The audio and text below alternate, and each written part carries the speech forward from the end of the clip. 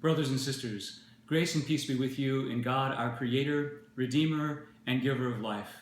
It's Sunday, the 14th of August. I trust that you've had a good summer, and now we move our focus to the program year here in the Episcopal Diocese of Northern Indiana.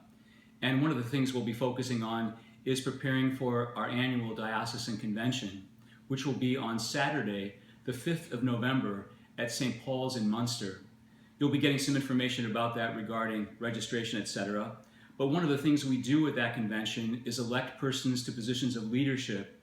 I'd like to encourage all of you to consider offering yourselves for a position of leadership, or consider nominating someone else. We'll be electing to 4 bodies this fall. The first is to the Standing Committee. The second area is to the Diocesan Council. The third area is to the Disciplinary Board. And the fourth area is to deputies to General Convention. As I said, there'll be more information about those positions and requirements and who can be elected, etc., coming out in a mail. But I want you to consider prayerfully offering yourself or someone else for that position. The next thing I want to draw our attention to is preparing for visitations. As I said earlier, the visitations will begin and be done on a program year. I sent a letter out to the clergy, rectors, priests in charge, and in some cases the senior wardens of each of our faith communities, asking if there was a special Sunday during this coming year that you'd like me to come for a visitation. I've received some requests, and Mother Terry and Mother Michelle and I are putting together a visitation schedule for the program year that I hope to have completed by the end of August. I want to say that I've had some wonderful times having vestry conversations. I've visited 8 or 9 vestries since the first part of July, and I've also had some wonderful experiences in the open office hours that have been held in various parts of our diocese. I encourage you to look forward to those continuing, and especially visit our website, ednin.org, and our Facebook page to see where I'll be for open office hours and also for continuing vestry conversations. A last staff change I'd like to share with you. As I had said early in July, Ms. Heidi Begier, who has served for a number of years as the cathedral's parish administrator, offered herself to serve as our missioner for finance.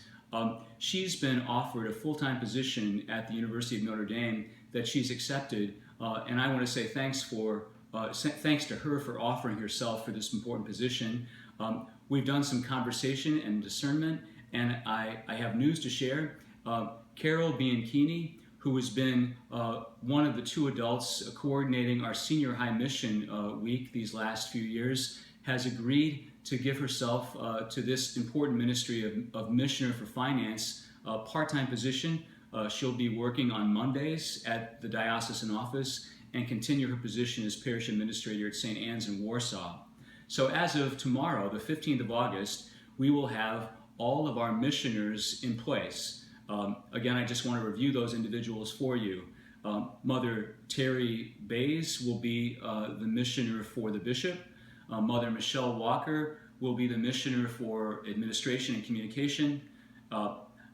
Carol Bianchini will be our missioner for finance, supported as well by Canon Sharon Katona, who will also assist us as a missioner for finance. Father Henry Randolph will be our missioner for formation. And the last position that we have not yet been able to fill will hopefully be filled sometime in early September.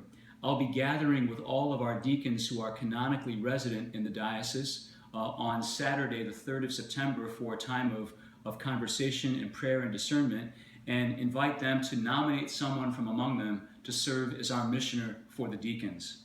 So I hope this finds you well, and I also want to say a word. One of my favorite persons in the Anglican Communion is Archbishop Desmond Tutu. One of his many phrases that have inspired me is this phrase: "We are forever people of hope because of the death and resurrection of Jesus." And I want to leave you with that phrase.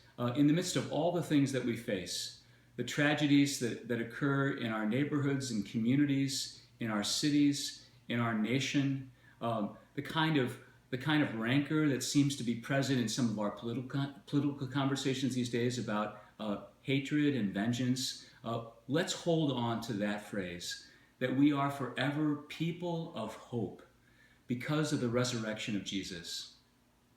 I look forward to seeing you soon, and please continue to keep me in your prayer. Grace and peace.